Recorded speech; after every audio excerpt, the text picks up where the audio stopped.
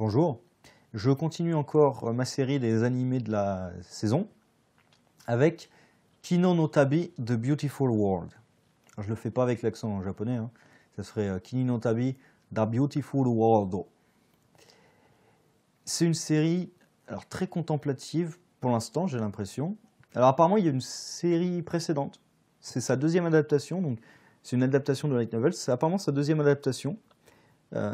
Alors j'ai découvert ça complètement par hasard en regardant le wiki de Dies Irae, qui est une autre série, et ceux qui produisent Dies Irae, ACGT, il me semble, c'est comme ça, ont aussi coproduit un animé, coproduit un animé Kino no Tabi de 2003 de mémoire.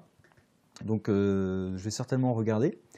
Ça m'a un peu fait penser à Mushishi dans l'esprit où c'est un gamin qui voyage, un peu comme le Mushi... Ah, je sais plus comment il s'appelle. Le héros de Mushishi, quoi. Qui est l'expert en Mushi, qui voyage et qui s'arrête de pays en pays, de ville en ville. Et à chaque fois, il va découvrir un univers différent. Et il reste 3 jours et 2 nuits pour découvrir tout ce qu'il y a d'important à savoir sur l'endroit. Et il s'en va. La particularité, c'est... Alors, il a 2 armes et la particularité, pour se défendre. Et la particularité, c'est qu'il a une moto qui parle. Donc, c'est un monde comme ça, un peu fantaisiste.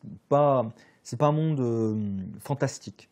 C'est un monde un peu fantaisiste où ça dérange personne qu'il y ait une moto qui parle. Bon. Mais... là, par exemple, le premier épisode, c'est un univers assez western où, en gros, j'aime bien comment l'épisode est construit. C'est-à-dire qu'il rencontre quelqu'un sur la route. Pour ça, je dis que c'est très contemplatif parce que vraiment, on le voit sur la route. Alors, c'est pas. Après, c'est qu'un épisode, donc ça peut aller. Parce que Mushishi, parfois, il y avait des décors vraiment sublimes. Là, bon, c'est qu'un épisode, il faut voir sur la durée. Parce que justement, ce qui est intéressant, c'est de voir des décors différents. Là, par exemple, le prochain, apparemment, c'est une forêt. Donc vraiment, il peut y avoir des décors sublimes là-dessus. Et il rencontre quelqu'un qui lui dit à la ville qui suit, le meurtre n'est pas prohibé. Du coup, nous, forcément, on imagine une ville où les gens se massacrent et tout. Il débarque, tout va bien, la ville est paisible, il n'y a aucun problème. Tout va très bien. Il y a ce rappel constant que le meurtre n'est pas prohibé, enfin constant. Il y a ce rappel tout au long de l'épisode que le meurtre n'est pas prohibé, mais les gens ne s'entretuent pas. Et ce qui se passe à la fin, en fait, on découvre, du coup, je gâche un peu la fin de cet épisode, mais on découvre, bon, je ne vais pas gâcher vraiment, on découvre que, en gros, grâce plus ou moins à cette loi, la ville est en sécurité permanente et il fait bon vivre dans cette ville. Et à la fin, il croise un autre type sur le chemin, de la même manière, complètement. C'est pour ça que l'épisode est vraiment fait en parallèle, en symétrie. Et le type, au contraire, parce que le premier type, lui, voulait trouvait que c'était trop paisible chez lui, il voulait un endroit où il pouvait laisser libre cours à sa violence. Et le type, au contraire, dit que chez lui, c'était un monde extrêmement violent, qu'il a dû être violent, qu'il a dû tuer des gens alors qu'il n'en avait pas envie, pour survivre, et qu'il veut juste vivre paisiblement. Et il lui demande si la ville où il va aller, il peut vivre paisiblement comme il y est resté quelques jours. Et ben, il lui dit oui. Il lui répond sans problème. Donc j'aime bien ce parallèle de, en gros, parce que en fait, c'est les a priori qu'on a sur la ville au départ et la vérité qu'on a expérimenté, qu'on a découverte dans l'épisode à la fin. C'est à la fois, c'est le chemin aussi du personnage de je pars ignorant avec juste mes a priori de ce que je sais vaguement sur la ville, et puis à la fin, en fait, j'ai cassé ces a priori et j'en connais davantage, et je peux donner un avis éclairé. Et en plus, on passe de la violence à plutôt la paix.